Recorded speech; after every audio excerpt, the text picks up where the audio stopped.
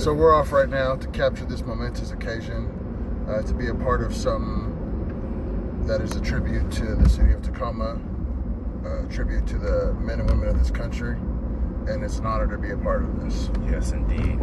Yes, indeed. Shout out to the homie Leonard for allowing us to be a part of this.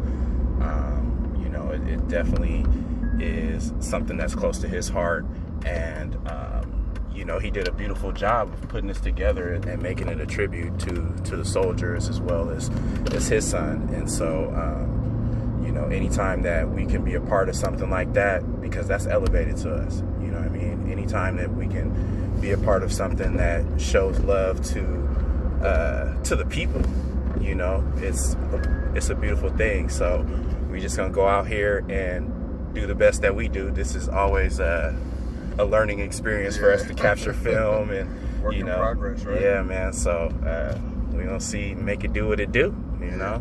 Absolutely. And I and Maurice, and the whole eLevated team couldn't be more excited to be a part of something so big. And when you talk about service to this country, and you talk about the men and women that make this country do exactly what it do, we couldn't be more excited and more humbled to be a part of such a huge event. So giving you guys something, and hope that you guys like it. Yeah, buddy. And what's better than having a car? You know what I mean? That's the foundation. That's how eLevated started. So for it to encompass cars and customization at the highest level, you know, and for it to be displayed at a venue such as the LeMay Museum is just huge. So, you know, again, shout out to Leonard for putting that all together, because that's major, you know. So, for sure. Yes, sir. Holla.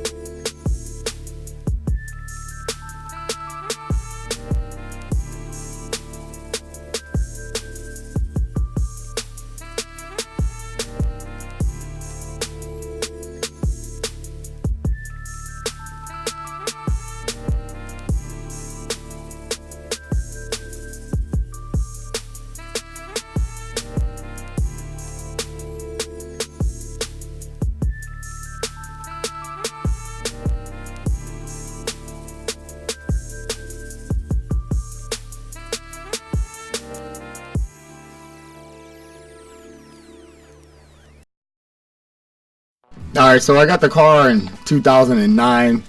I saw the ad on the internet about this TL Type S, and at the Dick Hanna dealership, went down there and they had sold the car. Ended up buying a regular TL, and then had it over the weekend. Took it back on Monday. I actually called him on Monday and I was like, I want to take it back. I want to just get one of those Type S. And he was like, you know what, that one you came for came back, because the girl drives high heels and she can't drive a stick in high heels. So I was like, ooh, I'm coming down to get it. Went down there, picked it up, and drove it stock for about 3 years, and then threw some wheels on it, some 20s, put some bump in it, then lowered it a little bit. Really didn't do any other modifications on it besides like cold air intake and basically that was it. The car was pretty nice, you know, so I just left it alone. Then, you know, drove it like that until about 2017 when my son passed. His daily driver. Yeah, decided to make the build in honor of him serving in the military, and got Got about 3 sponsors. I just reached out to everybody.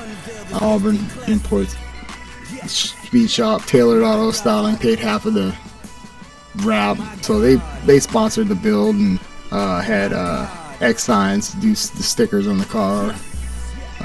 Ghetto Customs, they paid for the installation of the interior, and had my wheels powder coated by Seattle, Wheelman Seattle. Yeah, but it came together pretty, like in 2 months, because we had a tuner exhibit at the museum, so I got it in last minute. Get to take it out for 3 weeks, go to Stance Wars, and try to take home some trophies.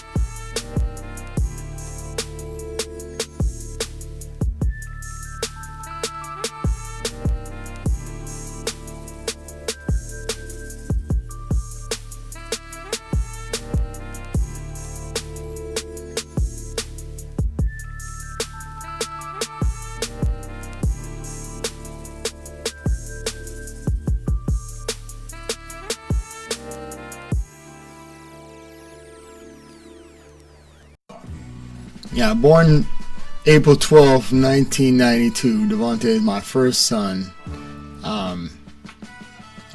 Named it Devante. Jennifer, my wife at the time, she loved Jodeci.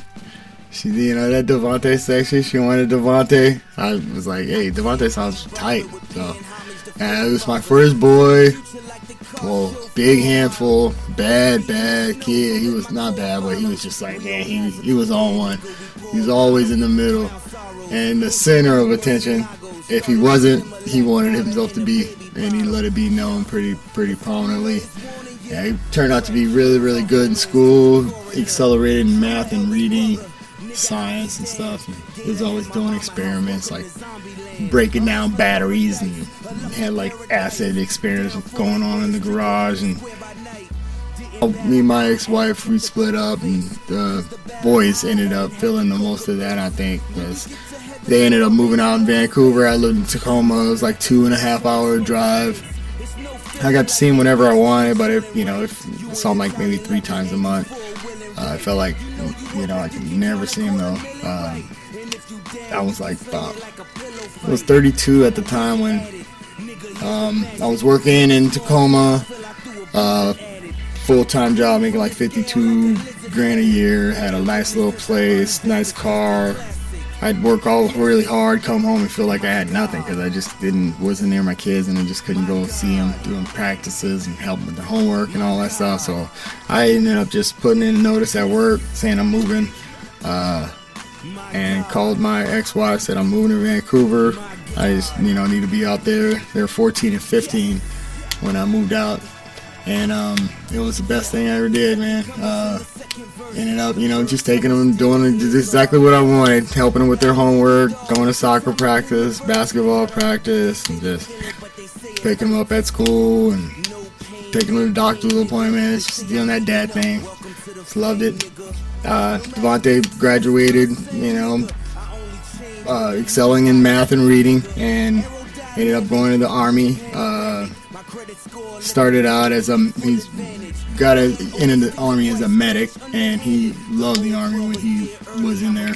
He loved medical work, and he was pretty precise. He was teaching people how to do the IVs because he was so good at it and spilling blood. Ended up getting stationed Fort Lewis in Washington. They didn't have him doing no medical work, zero medical work. All he did was like watch packages, move boxes, hurry up and wait, yard work and cleaning up facilities and stuff like that. He didn't do any medical stuff. So after about 2 years, he ended up hating it, and he wanted to get out. But he did his duty. He got out of the Army and moved back to Vancouver. He had some struggles with alcohol after got out of the Army. And ended up just being the wrong place at the wrong time, freak accident, and died, of asphyxiation. Passed out and landed wrong. So just been a wrong place at the wrong time, So, it's kind of messed up. But, yeah, he's in a better place. He's definitely better in this world we're living in. I try to raise your kids with all you want, how to be an adult and let them go and hope that they live a fruitful life. And nobody ever wants to bury their kid, but sometimes it happens. You just got to move on and just keep it 100. You know what I mean? So a few memories I have of him in the car. I remember one time I had I had 15s back there, so my back window ended up bumping loose and water ended up seeking through the trunk and got in the wheel well. And I was driving there, he was in the back seat, and I slammed on my brakes. I almost hit somebody.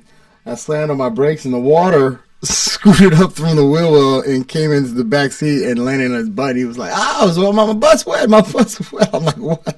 He's like, "There's water back here." I'm like, "What the fuck?" And ended up, he was in a pile of water. It was so crazy. That's like the most vivid memory I have of him in the car. He never wanted to sit in the back seat after that. He was always the first one to yell shotgun. Like, even before I say we're about to leave, he'd be like, "Shotgun!"